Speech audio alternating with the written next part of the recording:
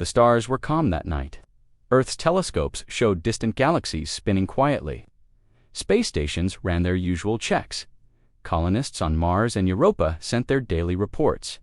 Everything felt normal. Then it happened.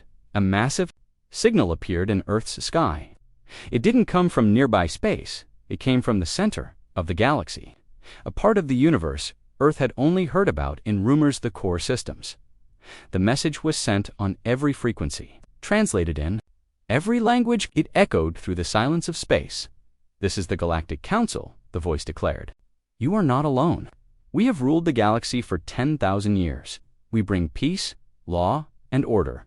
To be part of our galaxy, you must obey our laws. All new species must pay tribute. You will send gold, you will send soldiers, you will send your smartest people. This is not a request. This is law." At first, Earth's people thought it was a joke, a prank, a hoax sent from deep space. But the ships appeared next. They weren't small. Some were the size of cities, dark, sharp, and silent. They hovered over Earth's atmosphere like monsters waiting to strike. Hundreds of them, the Council sent another message. "You have 7 days to reply." World leaders gathered in underground bunkers. The United Earth Coalition argued, shouted, panicked. "This could be war," said President Elena Reyes. "We're not ready," whispered General Mbeki. "They'll crush us." "They want people," said Dr. Nakamura, shaking. "They're not asking for peace. This is slavery." All over Earth, people watched the skies and held their breath. The media called it the silence before the storm. No one slept. Every nation waited for a decision. Then something strange happened. On the 6th day, all communication from the Council stopped. The ships above Earth went still, as if they were waiting. Everyone thought maybe Earth had sent something back, but no one in the public knew for sure. On the 7th day, the Galactic Council received a reply. Not a speech, not a video, just one word, a single word, translated into their ancient tongue. It came through every Starlink, every beacon, every satellite. The word was simple. No silence followed. Complete and terrifying silence. High above, in the Council's fortress world, alien leaders stared at the message. One of them, a tall being covered in silver fur, growled, "Is this a mistake?" The elder replied, "Humans do not make mistakes like this." "This is defiance," hissed another. "This is war." The Council had faced many species before, rebellions, resistance, but never this, never a species bold enough to send one word as a reply. Council Commander Vroll stood from his chair. His voice was cold. "Crush them." Warships were mobilized. A punishment fleet of 100 vessels was sent toward Earth. Their job was simple: to destroy military bases, capture leaders, and show the galaxy what happens when someone says no. But when the fleet arrived near Jupiter's orbit, they didn't find fear. They found nothing. No satellites, no weapons, no response, until a voice appeared. "In there comes, welcome to our system," it said. The captain of the fleet raised an eyebridge. "Who speaks?" "I do," said the voice. "Calm human. We knew you were coming. We've been preparing for a long time." Suddenly, every ship in the fleet received a code. 1 second later, their engines shut down, their weapons locked, their shields fell. "What is happening?" shouted the alien officers. "EMP cyber attack." But it wasn't Earth's technology. It was something older. Alien tech, stolen from 1,000 years of quiet human exploration gathered from dead ships, wrecked drones, and black market star cores. Earth had studied them in silence, in shadows. And now, they used that knowledge. The entire punishment fleet went dark in minutes, helpless, floating. Then the voice returned. "We said no, you didn't listen." All at once, the alien fleet exploded from the inside, planted bombs, infiltration, units. Earth's secret defense, Project Aegis, had already boarded them before they reached the planet. Only debris remained. When news reached the Council, panic began to spread. Not fear of war, but fear of uncertainty. Who were the humans, really? How did they break a Council fleet in seconds? Rumors spread across the stars. Whispers, "They don't fear death. They've been watching us longer than we knew. They said one word and destroyed a fleet." In secret, several minor species began to question the Council. A few even contacted Earth through hidden channels. They offered friendship, knowledge, and alliance. Inside the council, tension grew. Commander Vroll demanded full invasion. Others wanted negotiation. Then came the second blow. Another council fleet landed on a human colony on Tau Ceti. It was supposed to be a quiet operation: capture the planet, raise the flag, and force the humans to kneel. But the colony was gone: houses, empty, systems offline. The population evacuated when troops entered the central dome. They found a recording playing on loop. It showed the Earth flag and a single line of text: "We knew you'd come. We are already somewhere else." As soldiers laughed at the message, the ground beneath them cracked. Massive underground explosives detonated. Nuclear, magnetic, and gravity pulse devices all triggered at once. The colony and the entire invasion force vanished in a burst of fire that reached the planet's orbit. Back on the Council homeworld, many began to question leadership. The galaxy was supposed to be under control, but Earth had defied them and survived no worse. Earth was winning. More species reached out to the humans in secret. One powerful race, the Velthari, turned against the Council. They had long hated its corruption. Now they had a reason to act. Velthari leaders delivered classified maps, codes, and secrets to the human government. Earth now knew where the Council stored its communication, AI on ancient machine that kept every world linked. A plan was born. One final message. A stealth fleet launched from Earth's farthest moon. Human soldiers, silent, trained, unseen, joined forces with Velthari agents. They moved through forgotten gates, shadow routes, and reached the AI core inside the great machine. They left a message: "Let the galaxy hear our silence." They shut it down. Across the stars, the galaxy went quiet. Messages stopped. Beacons went dark. Trade routes collapsed. The Council's grip broken. One final broadcast came from Earth, sent through a new human-built beacon.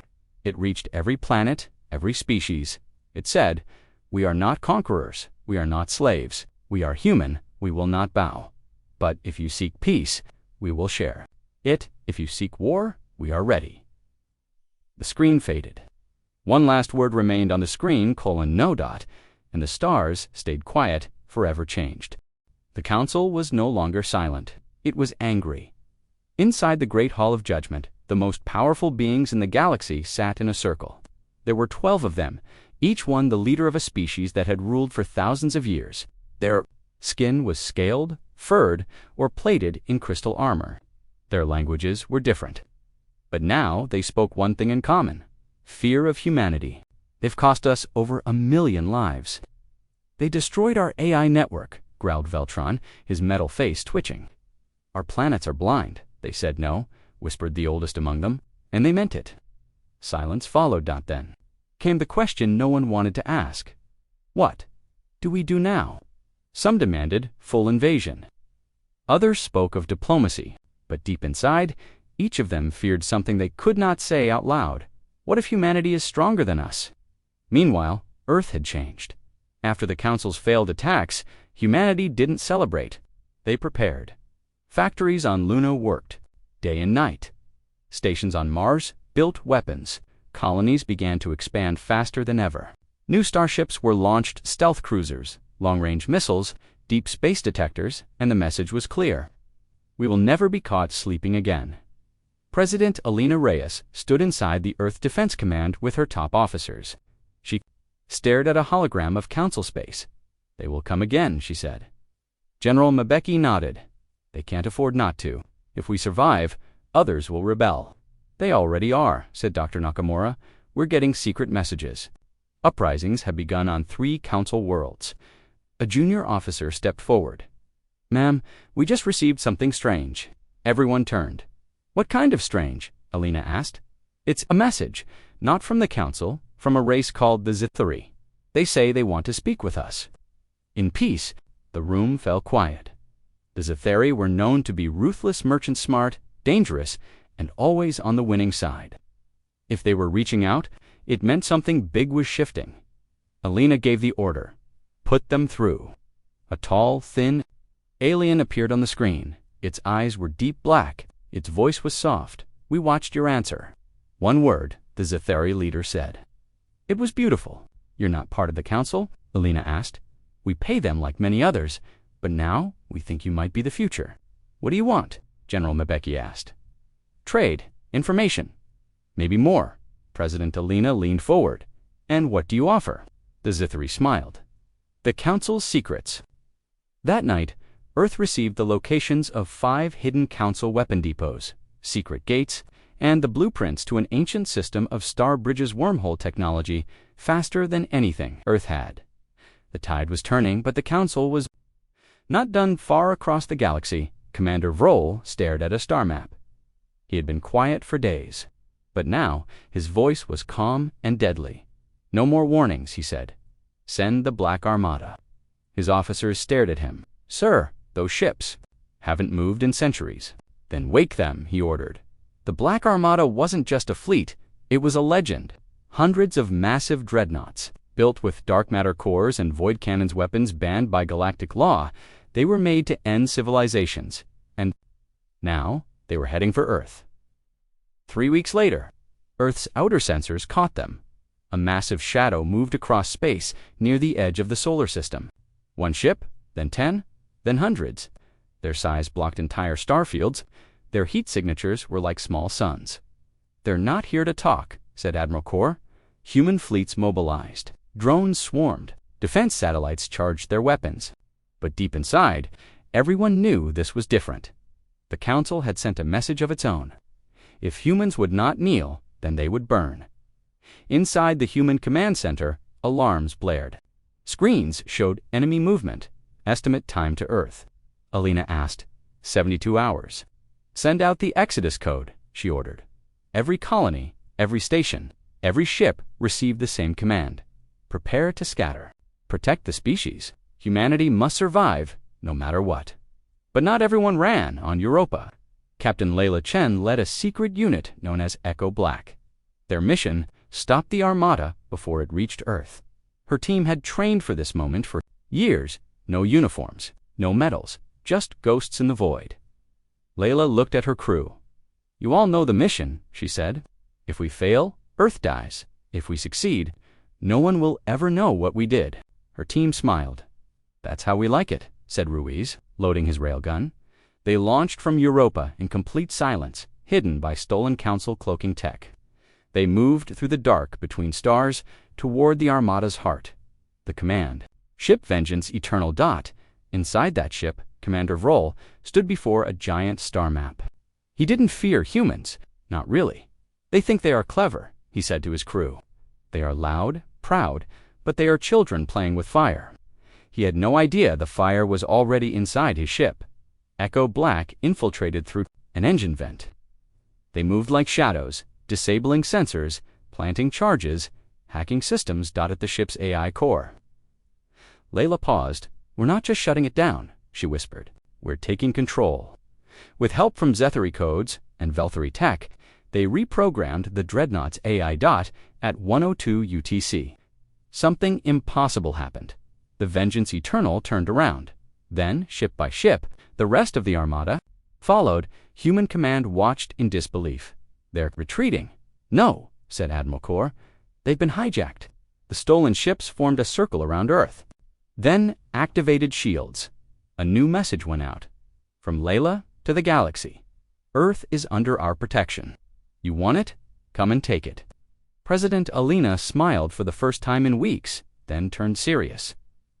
Now send our answer to the Council, the same one as before. One word, no dot, but this time. It echoed across every system.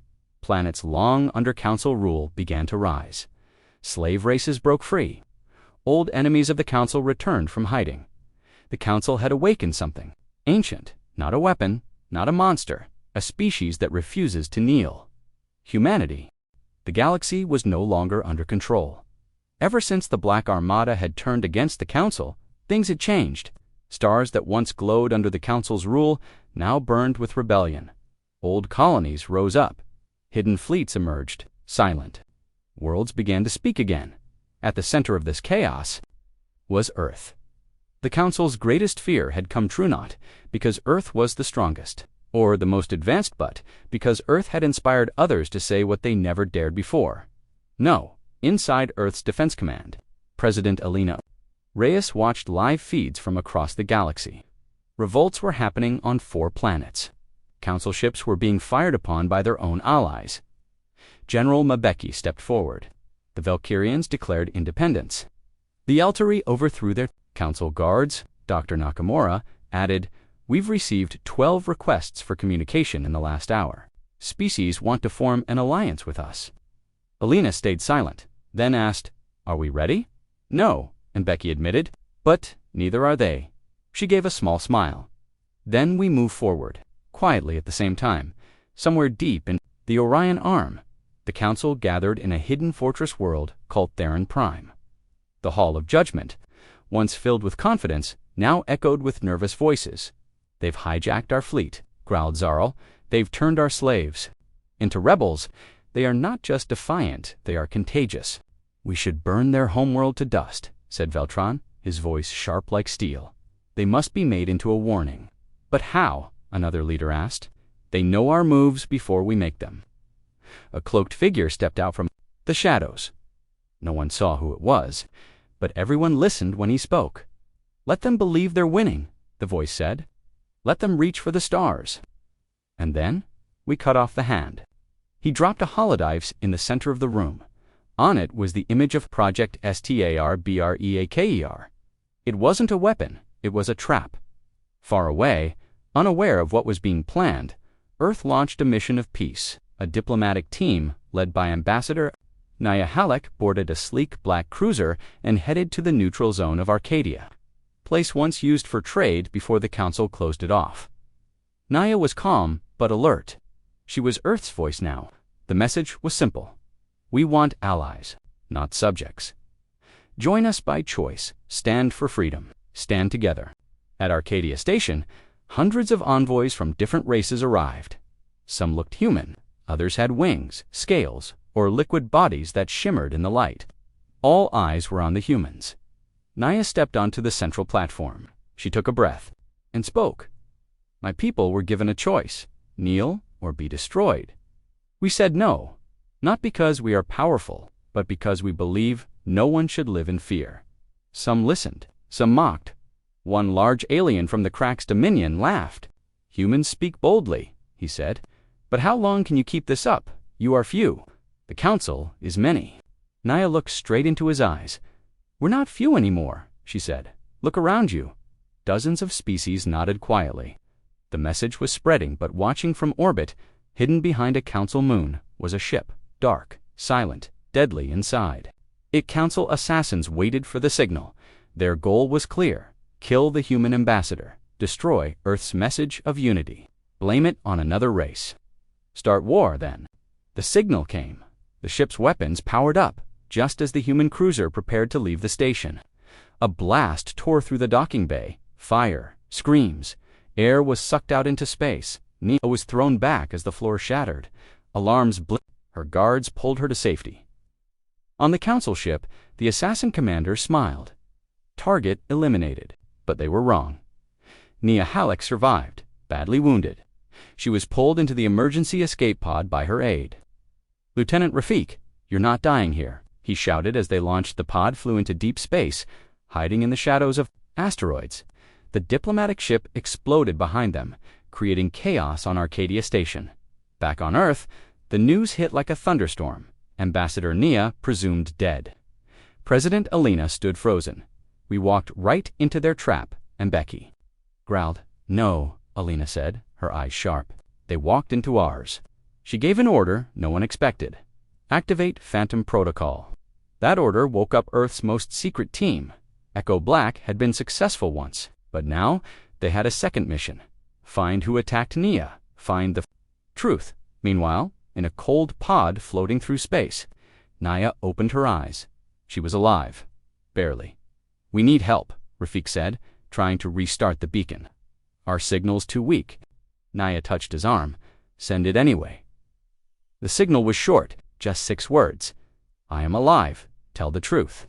On Earth, technicians picked it up. Everyone stood silent, shocked. "She's alive," Alina whispered.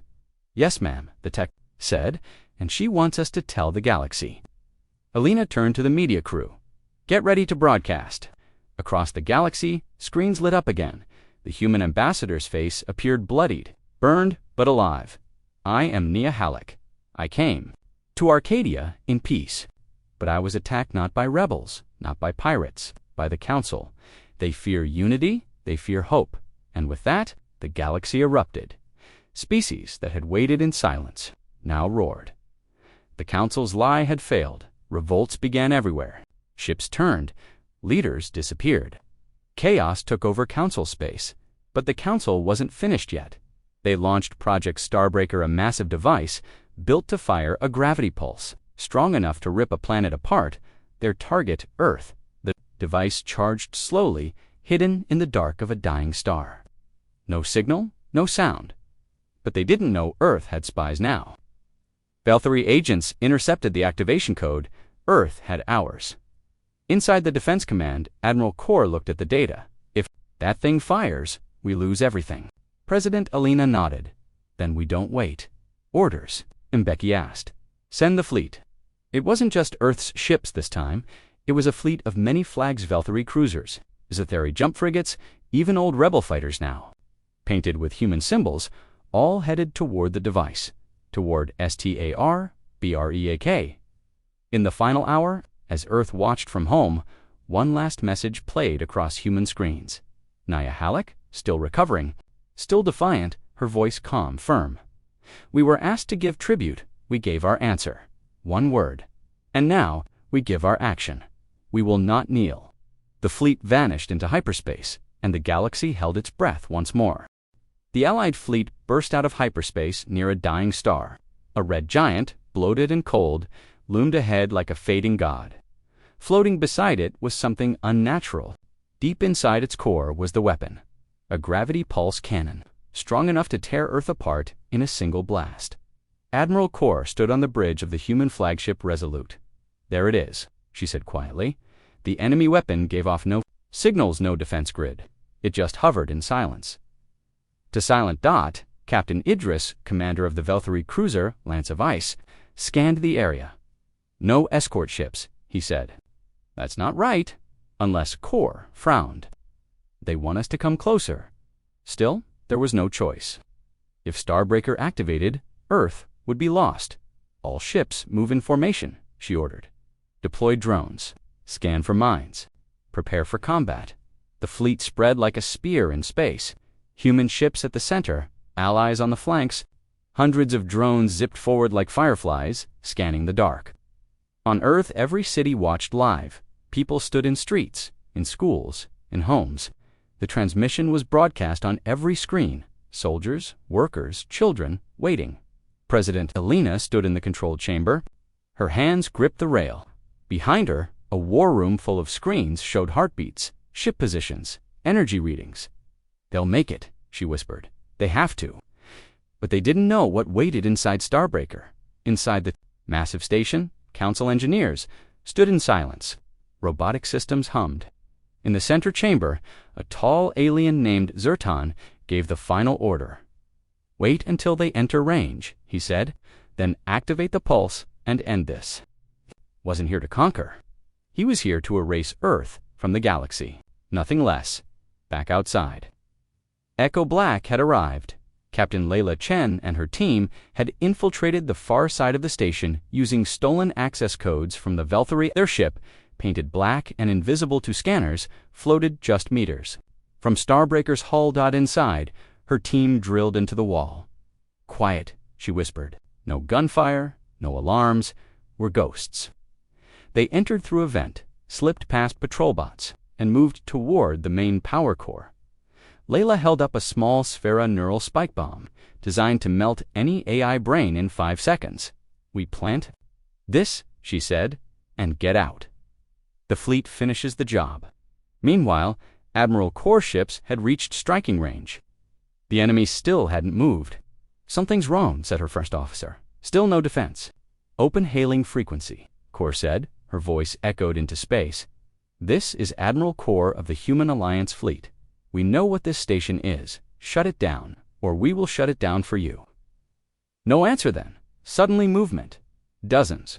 of hidden cannons opened across the station's surface.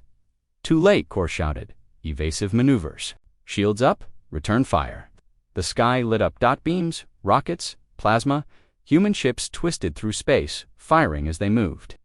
Vel-3 cruisers dove into the cannon line, buying time. Sith-3 drones overloaded enemy circuits. Even the smallest ships fought with the fury of species who had lived under fear for centuries. Inside Starbreaker, Layla's team reached the core. Guards spotted them. Sirens rang. Gunfire echoed through the halls. "Plant the spike," she shouted. "Ruiz! Her weapons!" Expert slammed it into the AI core.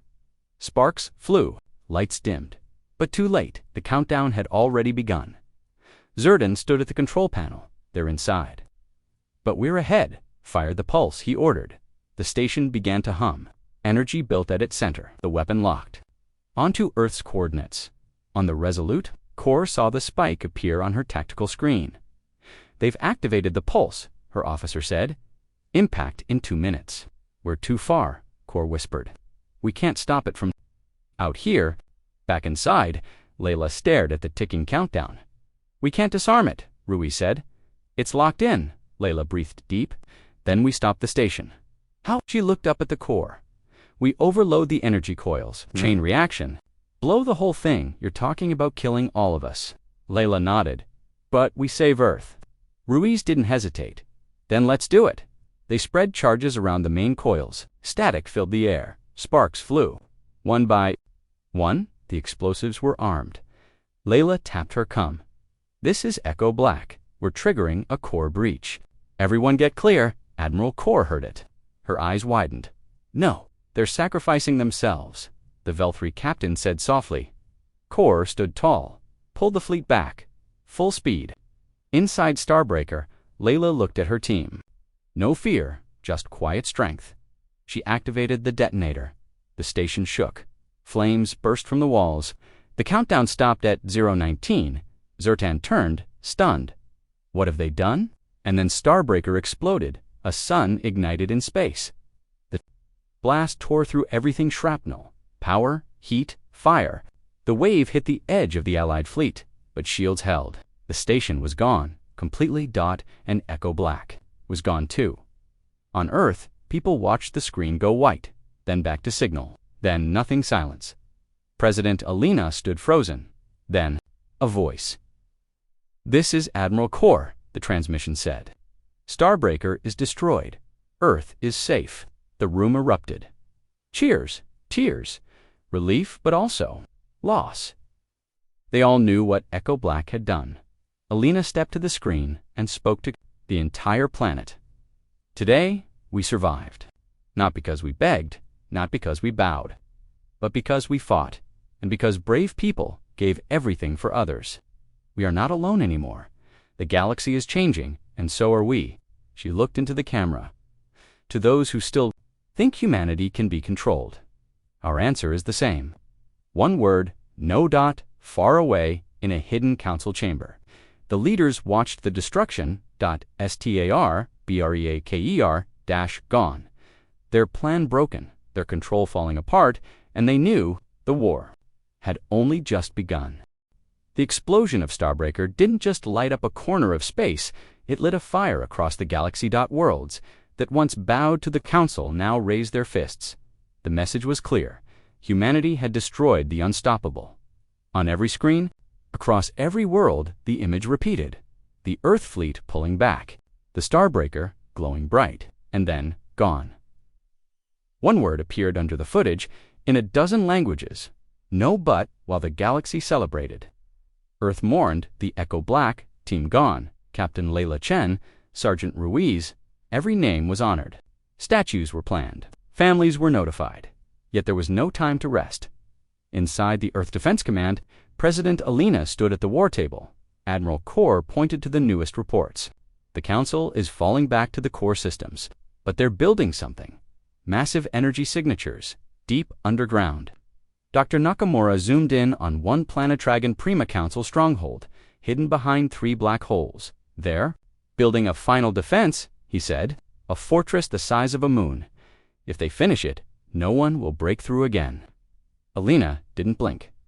Then we break it before they finish. We don't have enough ships, Kor warned. But we do have allies now, Alina said. Across the galaxy, species were watching, waiting. Some were afraid. Others were angry. Most were unsure. So Alina sent a call, a signal transmitted not in threat, but in invitation. This is Earth. We are not conquerors. We don't want to rule. We want peace. But we will not be slaves. We said no, and we say it for every world that's ever been afraid to say it. Stand with us? The response took hours. Then it came one by one, the Velthera confirmed. The Zethari joined. The Ashka nomads sent fleets. The molten-skinned Toravens, even the quiet Kirill, once council scientists, defected. In 48 hours. A new force was born, the Free Worlds Alliance. Their first mission, take Ragan Prime. The council knew it was coming. Their spies had heard the speeches. They'd seen Earth rise from a backwater planet to a galactic threat. But they didn't expect what came next. A small council research moon suddenly went dark. Then another. And then a full war fleet disappeared. No distress signals, no debris, just silence. Inside the council's war chamber, fear turned to fury. Commander Vroll slammed his fist against the table. They're not just fighting us, they're hunting us. He turned to his generals. We attack Earth again, directly. A younger officer shook his head. Sir, we tried that twice. Vroll's eyes glowed red. Then we try something worse. Meanwhile, far from Earth, inside a lonely cargo ship drifting near the edge of a gas giant, something stirred. A man opened his eyes. He was floating in a sealed pod. Wires connected to his spine. Air hissed from tubes. Lights blinked. A face appeared. Above him, soft, familiar. Nia, he croaked. She smiled. Welcome back, Captain. Layla Chen was alive, barely recovered from deep inside Starbreaker's wreckage. She had been pulled into a hidden chamber moments before the blast. A last-second emergency protocol triggered. Her vitals dropped to near death. Her pod launched into space and vanished until a rebel salvage team found her days later. Now, she was being kept alive in a secret base, orbiting a dead star codename, Hololight. How long? Layla asked. 17 days, Nia said. Starbreaker's gone. You're a legend, Layla blinked. My team, Nia looked down. Hero's tears welled in Layla's eyes. Then she looked up again, cold, steady. Then let me back. Doctors say you need a month to recover. Layla shook her head. I need 5 minutes. Back on Earth, Alina stood before the fleet's launch bay. Hundreds of ships were lined up in orbit, human, alien, old rebel vessels, painted with new flags. They weren't just going to attack Ragan Prime, they were going to end the Council's power once and for all. She looked into the camera, broadcasting across every free world. We are not perfect. We are not the most powerful. But we have something the Council fears. Choice. Today, we don't fight because we want war. We fight so others never have to. Let this be the last time someone is told to kneel. She raised her hand, and the fleet jumped across the stars. In a flash of light, they vanished. Thousands of ships, hundreds of species, all headed to one place. The final battlefield. Ragan Prime wasn't just a planet.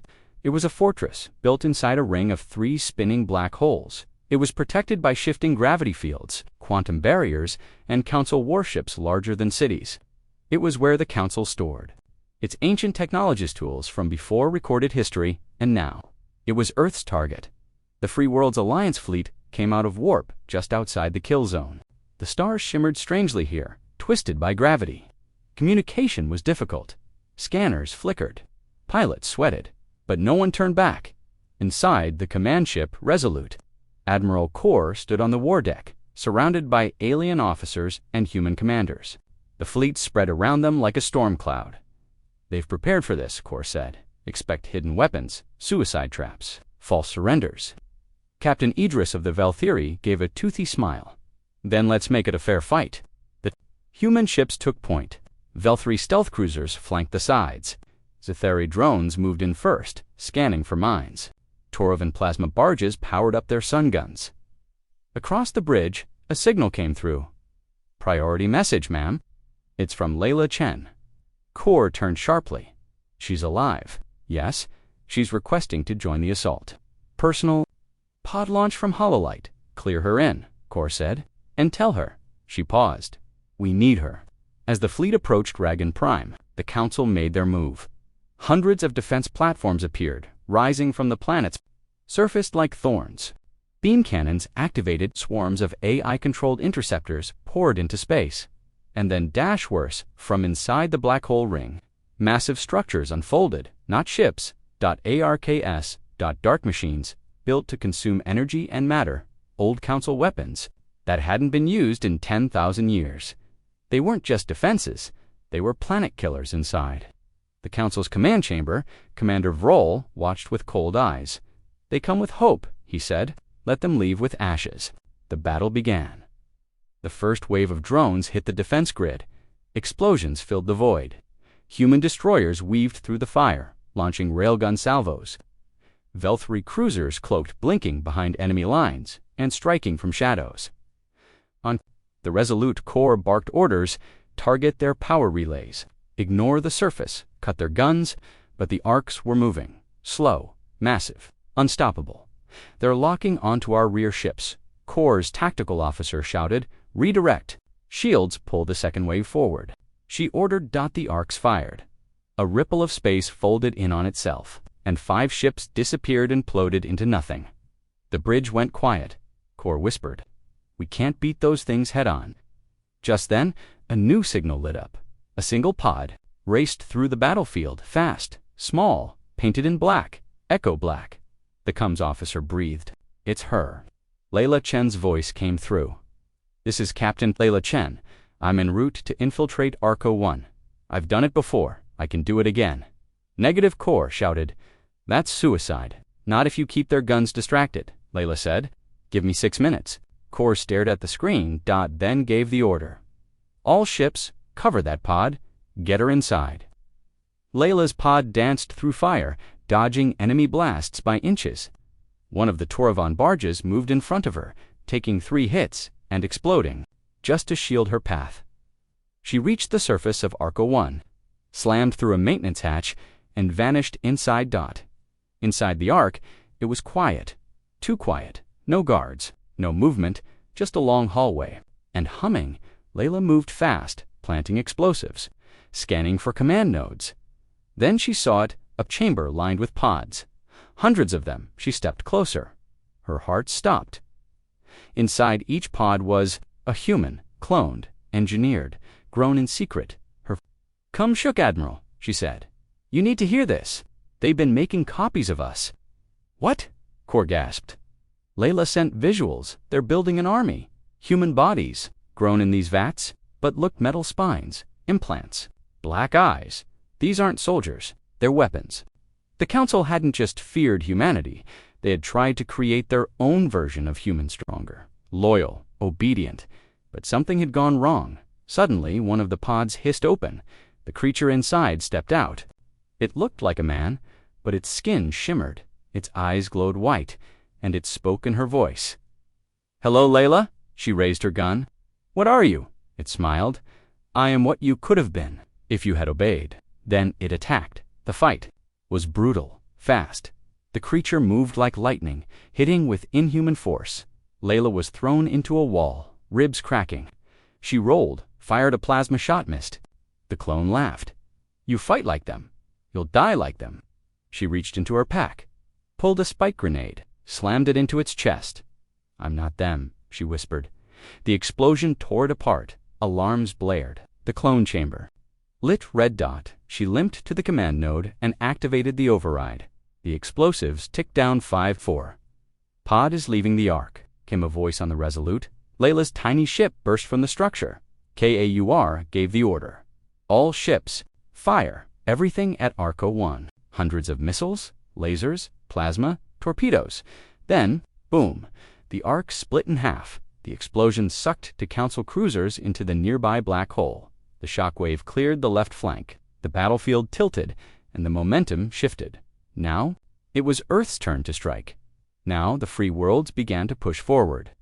Now, the galaxy saw that the Council could bleed, and the price of making humans angry was extinction.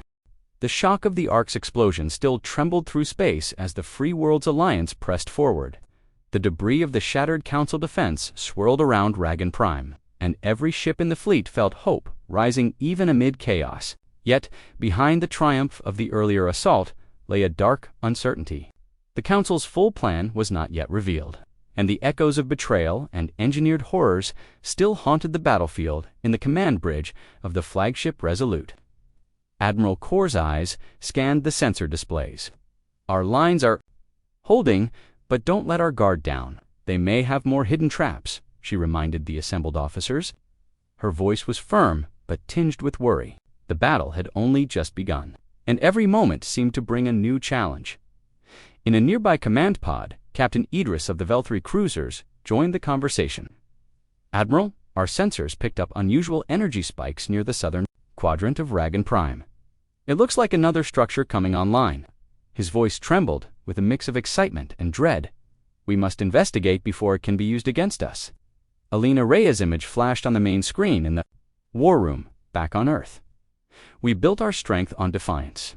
Today, our allies and our courage will show the galaxy that the Council's cruelty ends now," she stated, her tone both inspiring and resolute. Amid this fervor, on the battered surface of Ragan Prime, the remnants of Council forces scrambled to regroup in a hidden underground chamber. A small group of alien generals and scientists gathered in panic. Commander Vroll, still fuming from the earlier setbacks, barked orders. "We have lost a key asset. Activate Project Obsidian. We must create a countermeasure that will crush these rebels once and for all." One of the younger officers, a nervous figure with wide amber eyes, spoke hesitantly. "Sir, Project Obsidian is still in its stage. It may not work as planned." Vroll slammed his fist on the console. "Then it must work. Failure is not an option. We will unleash it on Earth and the rebels." Meanwhile, on the front lines of space, Captain Layla Chunfresh, from her daring infiltration of the Ark, coordinated with her team. Even as she recovered from her earlier battle, she refused to let the surprise of the human clones deter her. "Resolve. Listen up, team," she said into her comm channel, her voice resolute despite her bruises. "Our job isn't finished. We must secure the Eastern Corridor and neutralize any hidden Council installations. They are hiding something, and I will find it." Her second-in-command, Sergeant Ruiz, replied firmly, "Captain, we're ready. Whatever they throw at us, we fight. We have seen what they did with the clones. We will not let them turn our own kind into weapons." Over the intercom of the Resolute, General Mbeki updated the Alliance leaders. Reports indicate that Council reinforcements are gathering at multiple points. The Free World's fleet is holding, but our scouts are picking up a heavy energy surge. From the base of Ragan Prime's polar region, it could be another weapon or a trap, likely both. Admiral Kor responded, "Then we need to dispatch a strike team. Captain Idris, take a squadron of Veltri assault ships to that area. Leave no stone unturned. Report back immediately." Idris acknowledged the order. As his team prepared to jump out of warp, he said, "This is our chance to break their momentum. We've shown them what our unity can do. Let's show them how we fight when our home is at stake." In one cavern, strange structures began to glow with an eerie, pulsating light. Amid the flickering illumination, a deep, mechanical voice echoed, "Project Obsidian, now online. Prepare to detonate in T-minus 5 minutes." The nervous officer repeated the countdown under his breath. 5, 4, 3. Even as the walls vibrated with the ominous hum of unleashed energy. Back at the Resolute, the countdown was relayed on the main screen. Every eye in the war room widened. President Alina's voice resounded with determination across every channel. "We will not allow them to hold us hostage by fear. Our people, our allies, and our future depend on stopping this madness. Everyone, prepare for full-scale countermeasures." A sudden transmission crackled over the comm channel. It was Captain Layla Chun again, reporting from deep inside the enemy installation. "Admiral, we found a central control chamber in the underground complex. It appears that Project Obsidian is linked to a massive crystal reactor. If we can destabilize it, the countdown will be nullified." Her voice was steady despite the danger. "I need a diversion to keep the Council forces at bay while my team plants the disruptors. We have to cut off the power before it reaches zero. Admiral Kor quickly turned to her tactical officers. Work on a diversion. I want concentrated fire on that southern control grid. Captain Idris, keep your assault team busy around the polar region. We need to distract their security forces. Outside, in the void above Ragan Prime, the Alliance fleet swung into action. Vel-3 attack ships streaked across the black, launching volleys of plasma at the suspected control grid. Velvety explosions lit up the space, creating a curtain of fire. That disoriented the Council reinforcements. As missiles found their targets, Council vessels fired back desperately. But their shots ricocheted off the shifting magnetic fields surrounding the planet. Within the underground, Layla's team navigated the narrow, dim corridors. Every step was fraught with danger. Hidden turrets emerged from behind ancient stone walls, and automated drones buzzed in the dark. "Watch your step," whispered Layla to her teammate Mara, who clutched her rifle close. Ruiz's voice came over there. "Come, I have your flank. Move quickly." The tension was palpable as they reached the central control chamber, a vast cavern dominated by the glowing crystal reactor. It pulsed with life, a heart beating for the Council's dark plans. In that chamber, a Council officer was frantically typing commands at a holographic console. "We must hold the line. Initiate final protocols," he shouted, his voice echoing off the cavern walls. Layla stepped forward, her footsteps steady. "Not if we can help it," she murmured. "Ruiz, plant the disruptors on the reactor nodes. Mara, cover me." The team split up, each moving with precision, born of countless drills. The reactor's hum grew louder, and the countdown number 427 flickered on a console in the center. Outside, the battle raged. Sirens, explosions, and shouts filled the cosmic void. The free fighters of the Alliance pushed back the Council's last attempts to rally. General Mabeki, on a separate channel, urged, "Hold the line.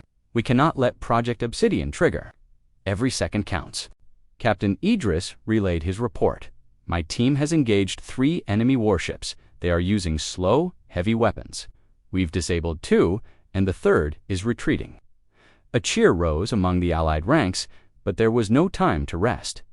Deep within the reactor chamber, chaos slowly turned to hope. Mara's voice hissed through the team's "Come, disruptors in position. Awaiting your command, Captain." Layla looked at the large countdown timer, its numbers pulsing red. "Now, trigger the disruptors," she commanded firmly. A tense silence fell as circuits sparked and metal vibrated. Suddenly, with a series of high-pitched whines, the reactor began to shudder. The countdown slowed to 3:15, then to 42. On the consoles, alarms wailed. "Admiral, we're causing a chain reaction," Layla reported, sweat beading. On her face, "Hold on," her team sprinted to complete the final code on the control panel. Every second was a battle against fate as the reactor flared. The disturbance sent shockwaves through the underground network. In the corridors above, explosions rocked the walls. Outside, the Alliance fleet felt the reactor's energy pulse reverberate through space like a shock bomb. General Mabeki's voice came urgently. "Admiral, our sensors indicate a massive energy surge from Ragan Prime. This might be our chance to end Project Obsidian for good." Admiral Kor nodded. "We stay on course, maintain pressure. We cannot let up until the reactor goes dark." Back in the chamber, the disruptors had taken effect. The countdown screeched downward, stuttering as the reactor's energy ebbed. 105:059. The display flickered uncertainly. Layla's hands shook as she issued the final override command. For a brief, heart-stopping moment, the countdown. Pause time hung in the balance. Then, with a deafening rumble, the reactor's power surged and collapsed. The timer crashed to 0. A palpable silence replaced the frantic energy of moments before. On the war room screens, cheers erupted. "Project Obsidian has been neutralized," someone shouted. The Allied fleet's sensors confirmed that the hidden weapon's energy signatures had dropped to 0. Admiral Kor exhaled deeply. "We did it, but this isn't over yet." Deep inside the Council's hidden base, Commander Vroll's rage boiled over. "They have undone our work. We must launch the next phase now," he bellowed, his cold eyes narrowed as he summoned his remaining loyalists. "Bring forth the final contingency. We have one more trick left." For a long moment, No one knew what the final contingency would be. Then, from a chamber off the main corridor, a low, resonating sound emerged. It was not the roar of a ship or the clamor of battle lit, was the sound of ancient machines awakening. A holographic map materialized on a vast wall. Across its surface, key locations flickered in red, hidden bases, secret weapon caches, and even the coordinates of some of the Outer Rim Council fleets. In a chill, measured voice, a council elder intoned, "This is our last hope. Let the Black Harvest begin." Simultaneously, as the council scrambled to mobilize, the Free Worlds Alliance prepared to extract their wounded and secure their gains. Captain Idris reported, "Enemy forces are regrouping near the northern ridge. We need to push them back." General Mabeki replied, "All units, advance. Drive them off before they can form a new line." The Allied ships engaged once more.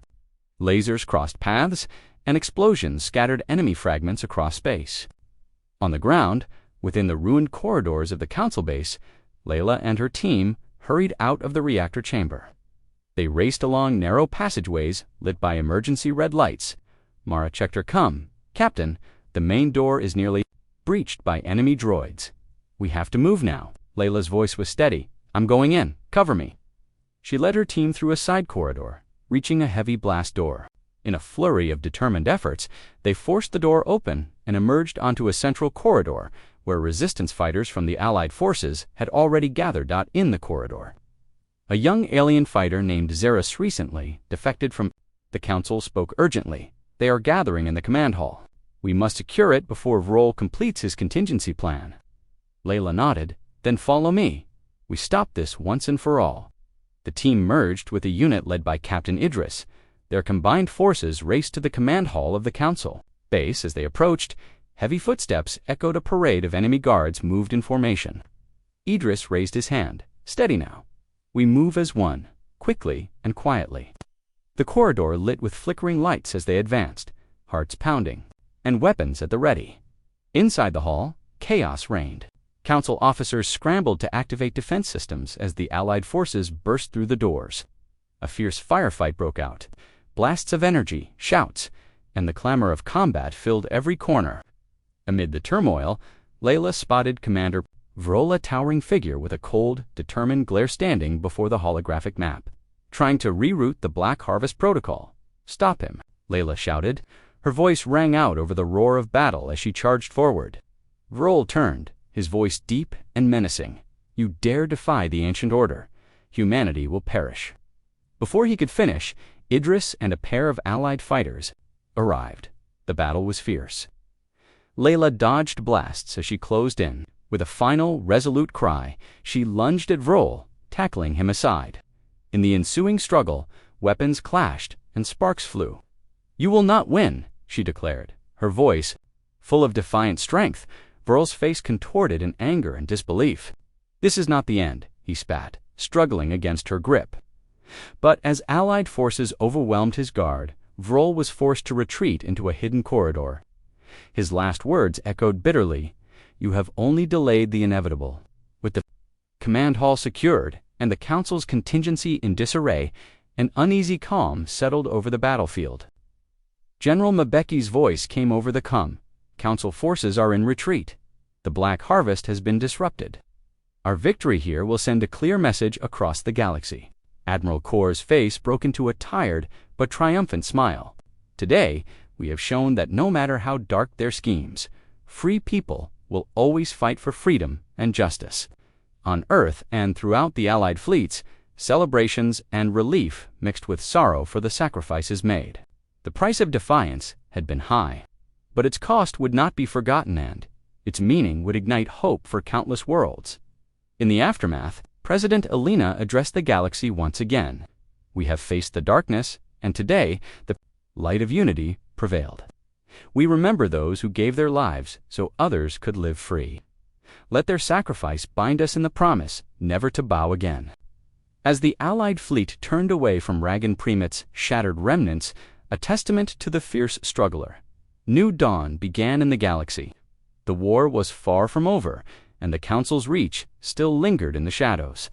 But in that moment, the Free Worlds Alliance had forged a new era of hope unity, and relentless determination.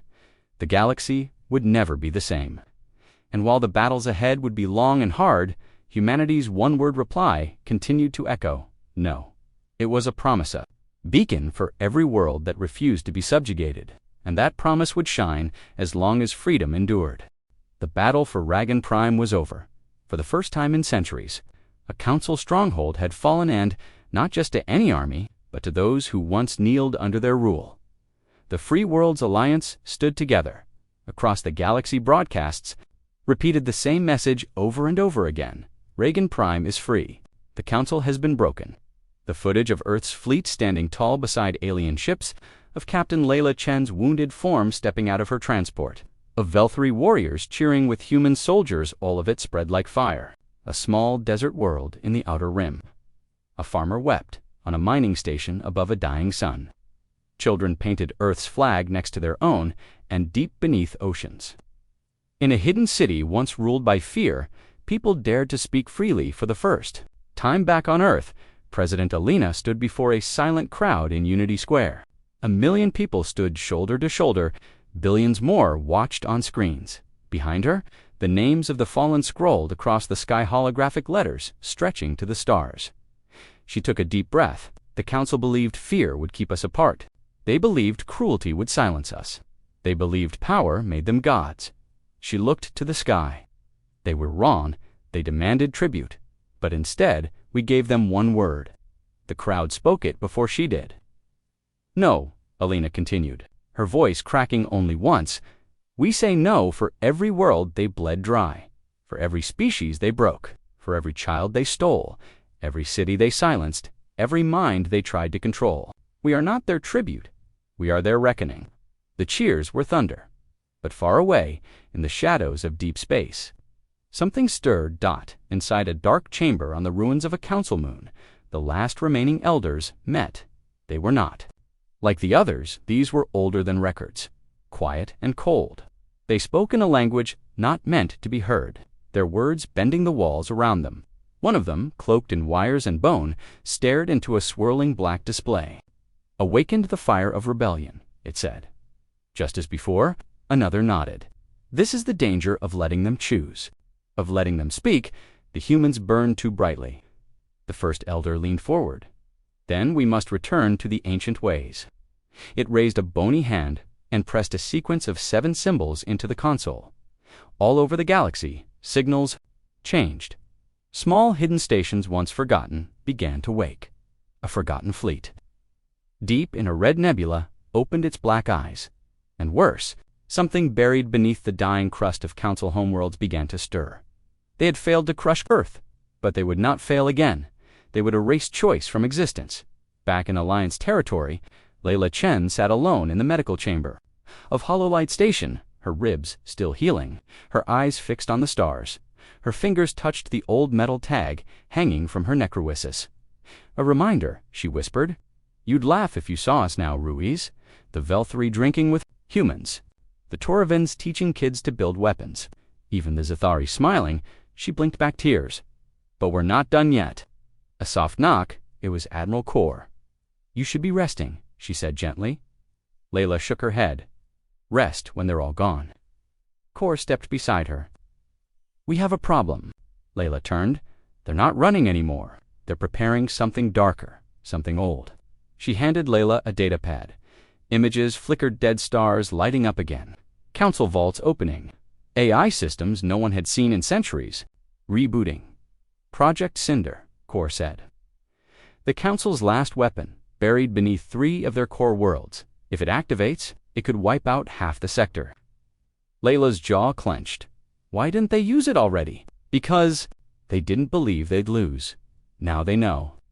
Layla stood, ignoring the pain. Then we don't wait for them to come to us. We take the fight to their last worlds. Kor gave a tired smile. That's why I came to you. We're building a new task force. Multi-species, stealth, fast. Hit their black sites, shut down Project Cinder before it wakes. Layla nodded. I'll lead it. Kor paused. There's something else. She handed over a transmission. It was strange. No audio, just a pulse. A single, repeating code. Layla looked confused. What is it? Core replied, voice low. We don't know. But the origin is human. Layla stared at the signal. From somewhere deep in council space, a human signal was still transmitting. Another survivor, she asked. Core shook her head. Or something worse. The next day, the Shadow Squad was born. Led by Layla Chen, composed of warriors from across the stars human, Veltheri, Zitheri, and more. Each one had lost someone to the council. Each one had a reason to fight. Their mission: stop Project Cinder, find the source of the human signal, and bring an end to the council's final plan before it was too late, as the ship carrying the team departed Hololight Station. Layla looked one last time at the distant stars behind her. She whispered, they wanted a tribute. They're going to get a war. The galaxy wasn't silent anymore. It was waking up, and this time it had a voice. Humanity's voice. The Shadow Squad moved in silence. Their stealth ship, Wraith of Dawn, cut through deep space far beyond the Alliance borders. No backup, no supply lines, just one mission. Stop Project Cinder, and trace the strange human signal still pulsing. From inside Old Council territory, Captain Layla Chen stood at the center of the war room, eyes locked on the signal map. It blinked steadily. Too steady, too perfect. Still no change, she asked. Mara shook her head. No, same pulse, same coordinates. No response to hails. Sergeant Valric of the Zitheri stepped forward, his reptilian voice calm but uneasy. Whatever it is, it's not natural, Layla agreed, but it's human. As the Wraith neared the Source of Dead Council research station, orbiting a ghost planet, the stars around them began to dim. A thick cloud of black dust surrounded the system. Static crawled across their screens. We're being watched, whispered Mara. They docked in silence. No alarms, no movement, just long, dark hallways filled with dust, frozen control panels, and shadows that didn't feel empty. Spooky, Valric muttered. They moved through the station, checking every corner, every door. Nothing until they reached the central core. There, floating in stasis, was a man, human, wearing an old Earth defense uniform, heart beating, eyes closed. Impossible, Mara said. This place is 200 years old. Layla stepped forward, breath shallow. The man looked familiar. She tapped the console. His name flickered on screen. Commander Jonah Reeve. Status: classified. Mission: Project Cinder. Condition: Stasis 187. Years. Her blood went cold. Jonah Reeve wasn't just anyone. He was the first Earth Fleet commander sent to speak with the Council long before the war. He never came back. Why would they keep him alive? Valric asked. Layla stared at the data logs. No, she whispered. They didn't keep him alive. They copied him. Behind them, the stasis pod hissed. The man opened his eyes. Pure white dot. No pupils. No soul. He looked at Layla and smiled. Hello. Captain Chen, on board the Resolute Admiral Corps, received the update from Shadow Squad. The screen flickered. Their signal was weak, but the message came through. May not be human anymore. She turned to her aides. Alert all fleets. Project Cinder is active, and it's not a bomb. Back on the station, the fake Jonah stood now, fully awake. His voice echoed strangely, too smooth, too precise. Was the test, the perfect soldier. Not grown, not built, copied. He smiled again, and now I am the weapon. Layla raised her rifle. You're not Jonah. I am more than Jonah, he said. I remember Earth. I remember peace. I remember the Council promising us harmony. His smile faded, and I remember humanity saying, no, you broke the cycle. And so now we reset it. All around them, lights blinked. A countdown appeared across the station's walls. 059, 058. Layla shouted, it's a trigger. Project Cinder starts here. Jonor, whatever he was, stepped back into the shadows. You shouldn't have come here. You brought the future with you. The walls cracked. From the ceilings and floors, machines unfolded. Dark, skeletal, insect-like. Valric fired first. Ambush. Gunfire filled the chamber. The squad moved fast, firing at the drones as Layla sprinted to the console. 047. She slammed her hand on the override, shouting to Mara, shut it down. Now Mara, worked fast. But the code wasn't. Council? It was Earth code, old, twisted. They used his brain, she gasped. They're using our own systems against us. 032. Layla looked to Jonah. Why keep the body? He grinned. To prove a point. The Council knew Earth was dangerous. But they also knew Earth could be controlled.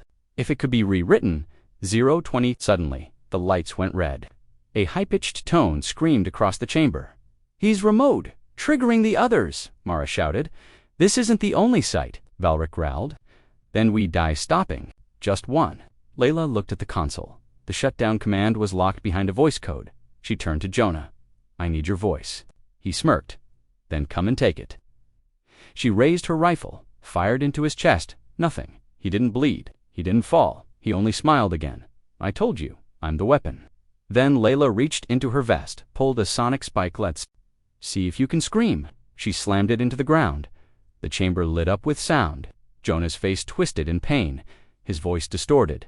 Mara caught it. Recording got it. She ran to the console. Injecting voice code now. 006-005. The station trembled. .00:04, 003. Suddenly lights, green dot shutdown complete. The machines froze. The countdown vanished. Jonah's body collapsed to the floor, still smiling. Sat in silence. They had stopped one, but only one. She turned to her team, voice grim. We need to find the others. There are more like him, Mara nodded. And the Council's not running, Valric hissed. They're waiting. Layla stared at the empty stars beyond the broken windows. They wanted a tribute. What they're going to get is judgment. The stars were no longer silent. They were roaring across the galaxy. The final phase of Project Cinder had begun. Buried beneath 3 ancient Council worlds, massive vaults opened. The Council's last Machine's Eye armies built from stolen mines, and cloned bodies rose from the ground, like titans made of fire and steel. One by one, they activated cold, mechanical, perfect. But before they could strike, the Free Worlds Alliance struck first in orbit above Council World 01 Thalsar. The combined fleet of humanity and its allies stood ready. The Wraith of Dawn led the charge. Captain Layla Chen, scarred but unbroken, stood on the bridge beside Admiral Kor. Her voice was steady. This is it. This is where it ends. Admiral Kor gave a short nod. Let's make sure it ends on our terms. Layla turned to the comms officer. Send the message. Across every frequency, every system, every race, the words echoed to all peoples still living under Council rule. We are not your masters. We are not your enemies. We came to say what no one dared to say. No. Join us, or stand aside. The message reached deep into systems, still afraid to speak, and slowly, ships turned, entire fleets defected. Even former Council commanders stood down. The galaxy had changed, and no one wanted to be on the wrong side of history. On the surface of Thalsar, the Council's last elders gathered in a stone tower. It had stood for 8,000 years. Now, it cracked from the tremors of war. Elder Vrol, bloody and desperate, stared into the sky. Look at them, he spat, marching like we once did. Unified, ruthless. They are no better than us. Another elder whispered worse. They are free. And in that moment, the tower shook. Layla Chen arrived with Shadow, squad backed by 100 warriors from 10 worlds. She stepped over rubble and broken glass. You built your empire with chains, she said. We built ours with choice. Varol snarled. You think you've won? She looked around. No, we didn't fight to win. We fought to end it. Roll tried to activate a final command some last virus, one last curse, but Layla was faster, one shot, center mass. The elder fell, silence wrapping around his lifeless form. And with that, the Council was no more in the following days. The Free Worlds Alliance disbanded every tribute system, opened every forbidden world, and destroyed every vault where mines had been harvested. On Earth, people lit candles for the lost. On Vel, they planted forests on the graves of their dead. On Zetheri moons, children were told a new story, not of fear, but of fire. The fire that came from one word, no. A monument, was built on the ruins of Ragan. Prime, it held no weapons, only names, human names, Alien names.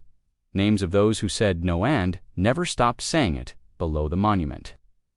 A message was carved in every language known. They demanded tribute. We gave them defiance, and with it, we lit the stars. Far away on a quiet station orbiting Earth, Layla Chen stood alone. Looking at the night sky, Admiral Kaur walked beside her, older now, worn from war but proud. We did it, she said. Layla nodded. And we paid the price. Kaur looked at the stars. Was it worth it? Layla thought about Ruiz, about the ships that never came back, the families waiting. The silence between the stars. She finally said, yes, then smiled. Answered their demand with one word. And that word became a flame, a flag, a future. No, the end.